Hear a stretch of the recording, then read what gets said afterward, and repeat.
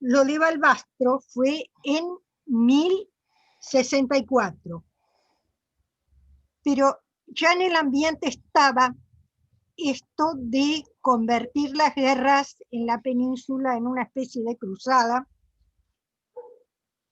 En noviembre de 1095, al término del concilio de Clermont, Urbano II, que fue el sucesor, que es uno de los sucesores de Gregorio VII, va a convocar a los fieles a luchar contra los musulmanes en Tierra Santa, es decir, pone la piedra basal, digamos, del edificio de las cruzadas, exportando una violencia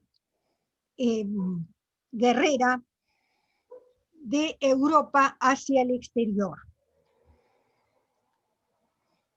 Pero dentro de la Iglesia se libraba una crisis institucional que termina en un cisma entre 1159 y 1177 por la incompatibilidad de dos modelos eclesiológicos existentes en el propio interior de la Iglesia y que además eran excluyentes el uno del otro. El del reformismo gregoriano, que deseaba una iglesia libre de interferencias de los poderes laicos y seculares, y que estuviese por encima de cualquier, digamos, expresión de poder humano, imperial, real, lo que fuese. Y el de los partidarios de una iglesia que la preferían tutelada por el poder imperial y que aspiraba a tener una cooperación con el poder político, especialmente el Papa Víctor IV. Luego Alejandro III buscó el impulso de la cruzada para tener liderazgo sobre la cristiandad, es decir, que no solo la Iglesia tenía una corriente que quería liberarse de todo poder, sino además imponer un poder superior de cuño espiritual, pero un poder bien marcado sobre todos los otros poderes de la cristiandad, y empezaba, ¿no es cierto?, por ver el problema de la península ibérica.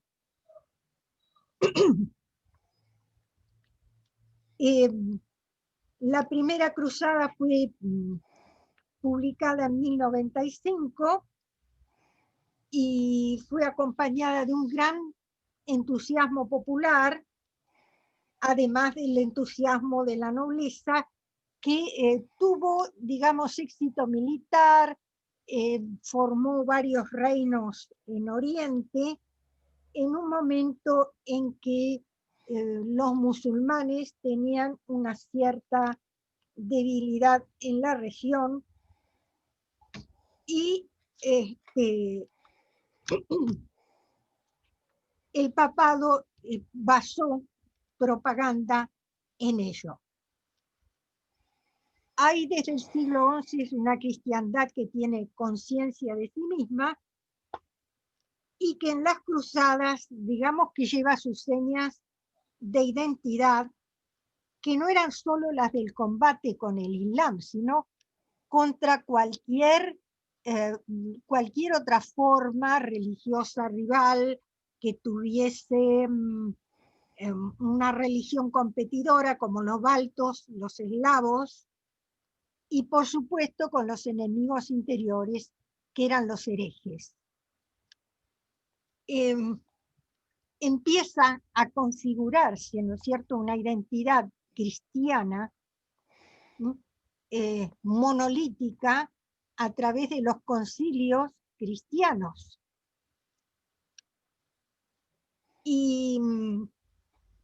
Pero a pesar de todo esto, surge un nuevo peligro en Oriente, en la primera centuria que sigue a estos sucesos, porque el Zengi Nur al-Din, que unificó Siria en 1154, también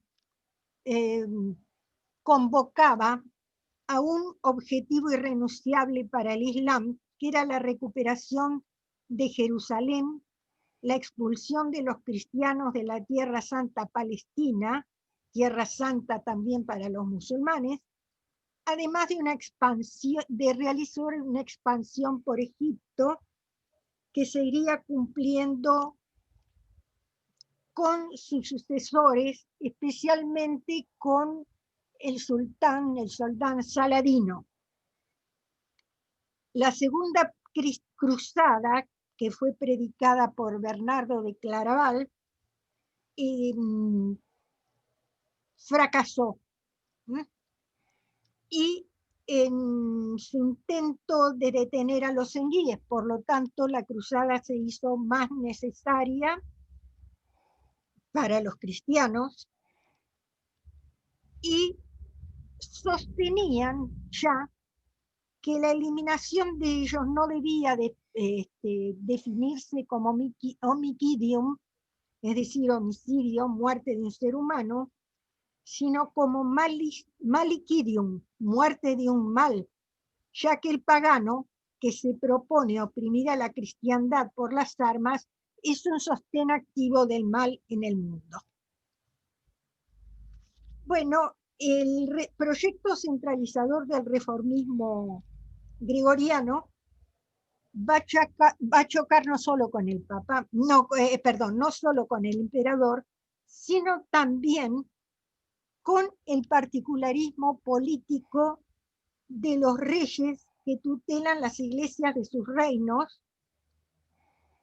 y que les concedían protección jurídica, pero al mismo tiempo tendían a convertir a los religiosos de su reino en un estamento,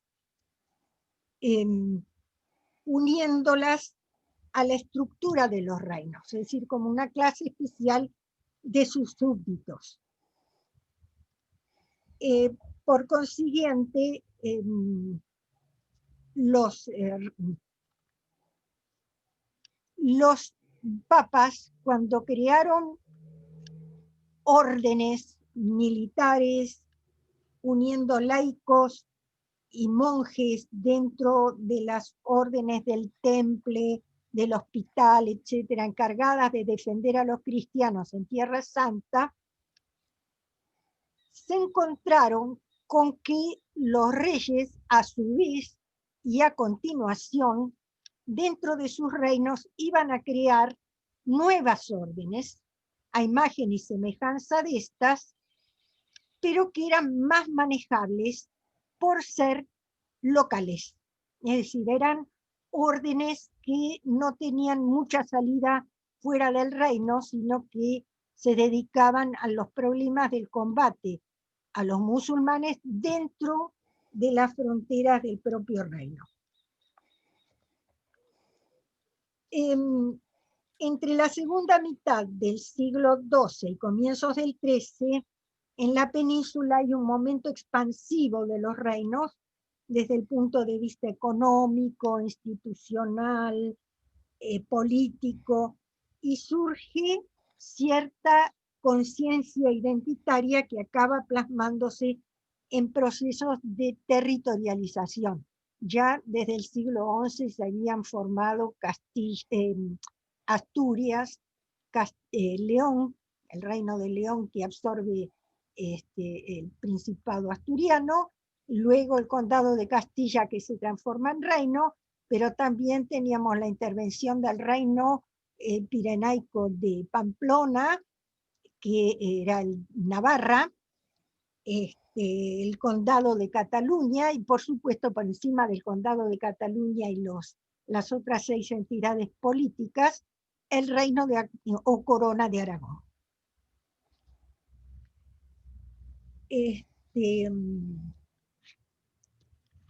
Ahora bien, el avance de Castilla y León sobre la meseta central de Castilla va a dar por resultado la fundación de consejos. En un primer momento son pequeños consejos, pero son autónomos para su defensa, y hay también una intensificación de la vida cultural y una apertura paulatina hacia Europa. Alfonso VI, que comienza a reinar a fines del siglo XI y debe luchar contra una nueva invasión musulmana, la de los almorávides, y sobre todo Alfonso VII, su nieto, se vuelcan a una creciente relación con Europa, sobre todo a través de matrimonios principescos y de intervención en expediciones militares como van a ser las cruzadas. Así que cuando Alfonso VIII inicia su reinado, la cristiandad, eso es, Alfonso VIII vivió entre 1155 y 1214, la cristiandad está en crisis por la Segunda Cruzada y la crisis institucional que la conduce al cisma. Pero allí, cuando la cristiandad no puede ofrecer ninguna victoria, Alfonso VIII conquista Cuenca, una ciudad importante, y favorece esto su proyecto de incorporar su pequeño reino, digamos, al escenario global de la cristiandad. Pretendía, digamos, reconducir la lucha hacia el marco canónico de la cruzada liderada por el Papa. Los dos hitos de su gobierno fueron, por un lado, lo que ya he dicho, la conquista de Cuenca, y por el otro lado, las Navas de Tolosa, una batalla enorme para su tiempo, en 1212, casi al final del reinado de este rey, que le sirvió de fuerte mensaje propagandístico con la novedad de reunir dos ideas: que la acción del rey es libertadora y que la acción del rey está reincorporando ese espacio conquistado, liberado, a la cristiandad. Cuando los cristianos y sobre todo los obispos hablan de liberación, no es liberación del poder feudal, sino liberación del infiel. Y a su vez, sometimiento a la religión cristiana y a las estructuras de la religión cristiana.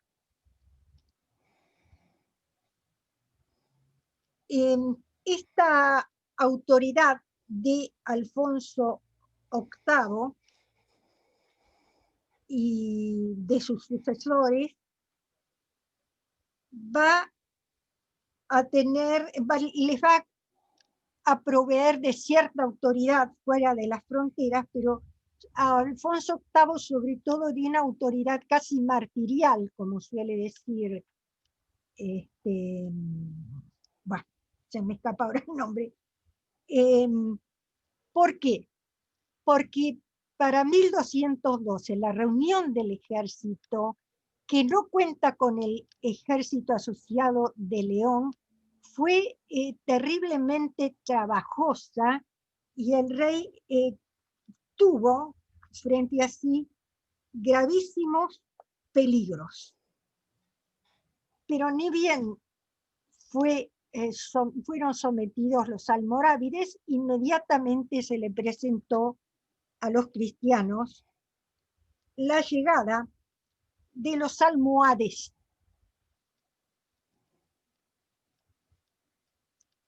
En 1195, el califa Yusuf aplastó al ejército cristiano en Alarcos. Aquí también empieza a configurarse una visión del otro un poco escatológica, diríamos, ¿no? Porque tanto los musulmanes como los cristianos recurren a apariciones celestes.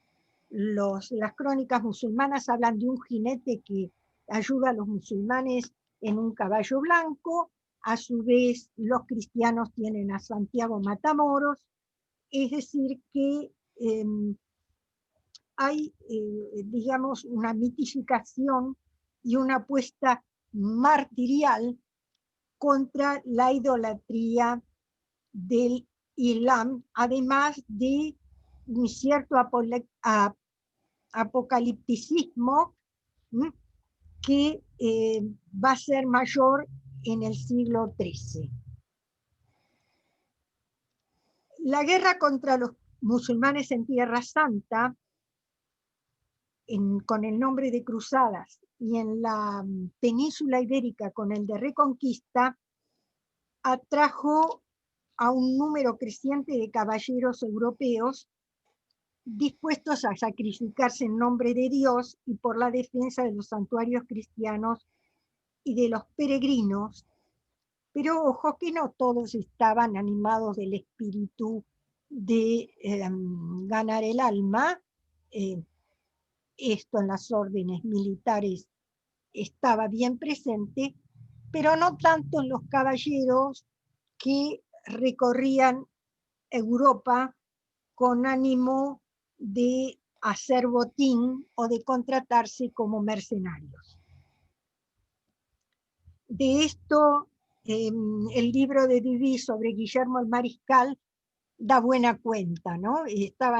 Siempre tenían en la mira alguna rica heredera con la cual casarse.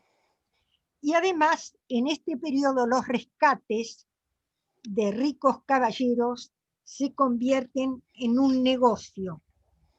Pero no desechemos tampoco la experiencia espiritual de ir a Tierra Santa, que tenían pequeños grupos de caballeros que renunciaban a regresar a sus hogares en paz y aceptaban permanecer largo tiempo en los territorios de Oriente para defender y asistir a los peregrinos, creando grupos semejantes a las sociedades consagradas a la devoción que existían en las ciudades medievales y que también hacían asistencia, ¿no? Como las cofradías,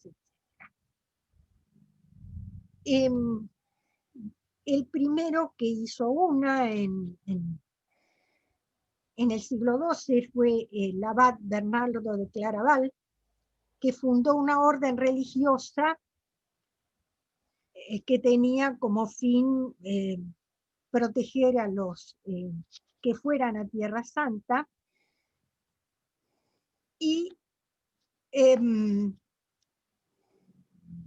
la llamó militia, es decir, militares, órdenes militares que a la vez tenían que sujetarse a ciertos preceptos religiosos, de las cuales las primeras fueron la del Temple, ¿no es cierto?, que es la de Bernardo de Claraval, y la de San Juan de Jerusalén también. Bueno, ahora, para la orden del Temple, Bernardo de Claraval redactó el Liber de Laude Novae Militiae, es decir, el libro de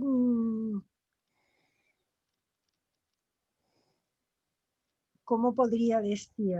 De la práctica, pero de la alabanza en realidad, de la nueva milicia que distinguía a la nueva militia Christi, es decir, la de las órdenes religiosas, de la militia seculi, que eran los ejércitos seculares, y a través de ese libro establecía que el verdadero enemigo del templario era el mal y el pecado, simbolizado sobre todo por los musulmanes, lo cual dotaba al combate de un carácter místico, porque era combate contra el pecado. En el siglo XII, la orden hospitalaria de Santa María, luego fue llamada Orden Teutónica, de los caballeros germánicos, tuvo como destino una larguísima vida que ustedes saben llega hasta el momento de la reforma del siglo XVI. Bueno, visto esto, me voy a referir directamente ahora a la Reconquista. Thierman la consideró una guerra fronteriza, tipo cuya característica es que en unos casos los papas les aplicaban el privilegio de cruzada, pero que eran distintas a las cruzadas, es decir, les daban ciertos privilegios, pero no todos los que tenían los caballeros en las cruzadas. Como en la expansión alemana, en la península los intercambios eran constantes. La expansión alemana a que me refiero es toda la que se refiere la expansión sobre los países eslavos de, digamos, el imperio germánico, germano-románico. Bueno, le daban competencias por la conquista de tierras, el control de los recursos, los conflictos para la obtención del señorío, trasvasaban la religión y las consideran impulsadas por una expansión política y por la colonización. Si para Thierman encierra todo esto, prácticamente una conquista y una colonización en la práctica. En cambio, las cruzadas no eran como la Reconquista en este sentido. Iban a Palestina, Siria, Egipto, en clave religiosa, pero no establecían poblaciones específicas, aunque sí establecieron reinos y castillos sujetos a las órdenes militares. Yo en cierto modo disiento un poco de esto porque en realidad se cebaron sobre todo de las riquezas que quedaban, pocas pero había todavía, del imperio bizantino y de algunos reinos locales musulmanes. Tanto el nombre de cruzada o el de reconquista no se aplicaron en los primeros tiempos por los contemporáneos, es decir, estas denominaciones son muy posteriores.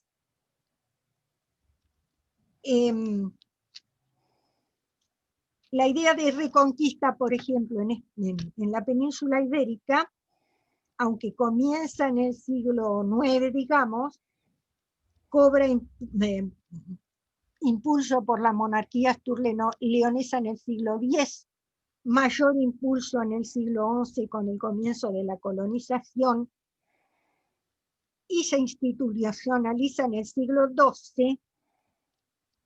Recién en el XIII, digamos, cristaliza la idea común hasta cierto punto de reconquista, ya con un discurso propio por parte de los reyes que las conducen.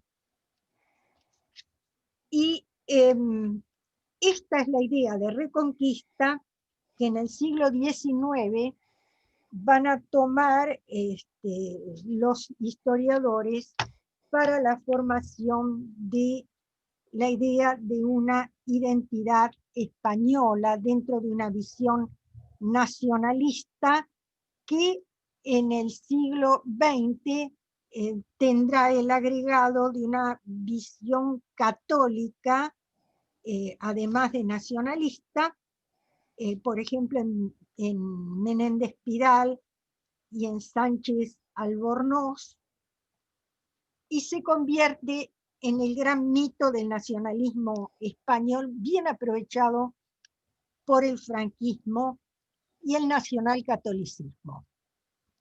Bueno, esto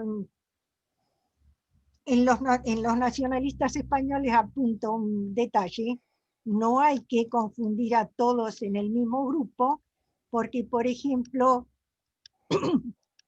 Sánchez Albornoz consideraba que su némesis, su enemigo perpetuo, era Franco, y juró no volver a España hasta que Franco muriese. Y muchos otros de los que formaban parte de la República Española en el exilio profesaban las mismas ideas, y eran nacionalistas y eran católicos. Pero la negación del mito de la Reconquista surgió en España sobre todo a través de la antropología, con Barbero y Vigil, a fines de los 60 y principios de los 70, cuando sostuvieron que cántabros, astures y vascones se mantuvieron al margen de la dominación romana y presentaban una organización socioeconómica muy diferente a la impuesta por Roma, y que luego con esa misma organización se enfrentarían a los visigodos y más tarde a los musulmanes. Hoy la teoría de Barbero y Vigil ha sido desestimada prácticamente en razón de que la arqueología ha demostrado que la región estaba muchísimo más romanizada de lo que ellos suponían y más integrada al mundo visigodo y a su economía, lo cual explica, por ejemplo, la aparición de un caudillo como Pelayo, que era evidentemente de estirpe visigoda y cuyo padre ya pertenecía, parece, al gobierno de esa región. Por otro lado, he tenido ocasión de ver las ruinas romanas del puerto de Gijón, que está mucho más al norte y era zona romanizada.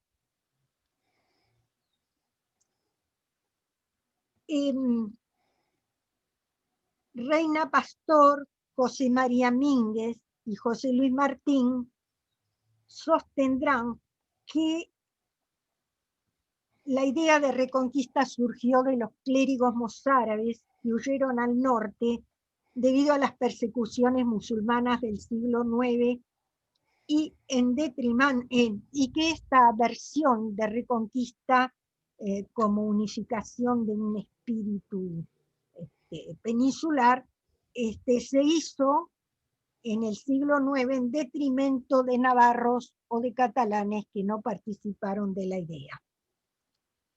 Bueno, hoy en día hay negaciones absolutas. Por ejemplo, Martín Aurel y Josep Torró consideran que es incorrecta políticamente, pero ¿qué pasa? La mayor parte de los medievalistas actuales la aceptan en razón de que de alguna manera hay que designar a este fenómeno tan abarcativo en la península y además tan prolongado en el tiempo.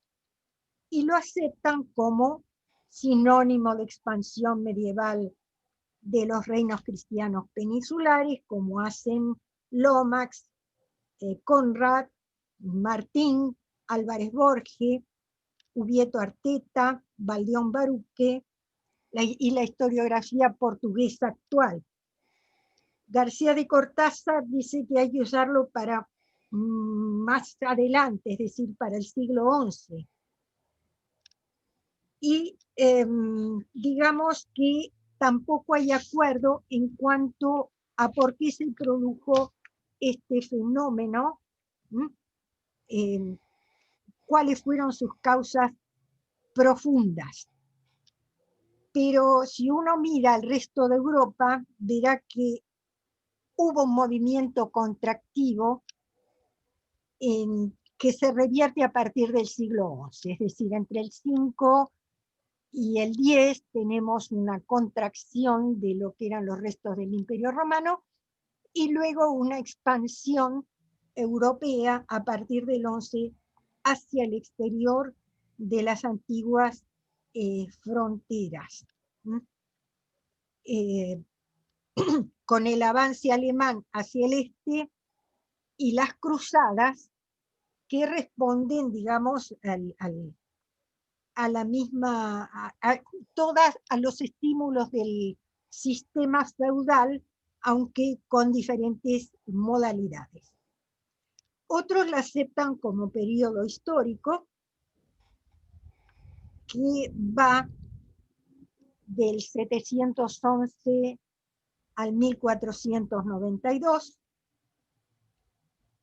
Otros historiadores insisten en que es una ideología de la guerra en un periodo histórico, que es la guerra justificada o la guerra de conquista justificada de cierta manera, sobre todo desde los periodos más antiguos, sobre la base del derecho natural que los romanos reconocían, ¿no es cierto?, ya como reconquista de la patria, en el caso de los cristianos, la patria y la iglesia.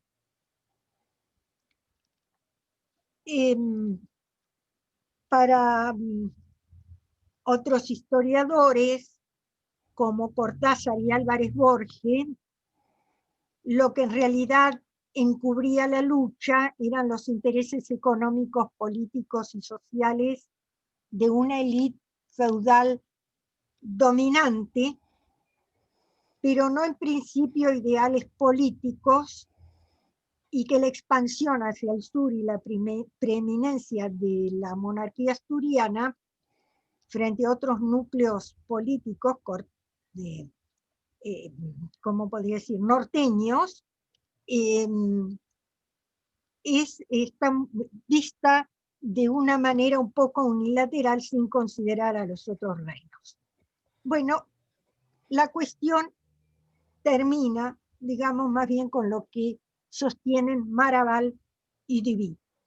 Para Maraval, no es importante cómo fueron los hechos en realidad, sino cómo fueron constituyendo un sistema de creencias que fundamenta justamente esa lucha.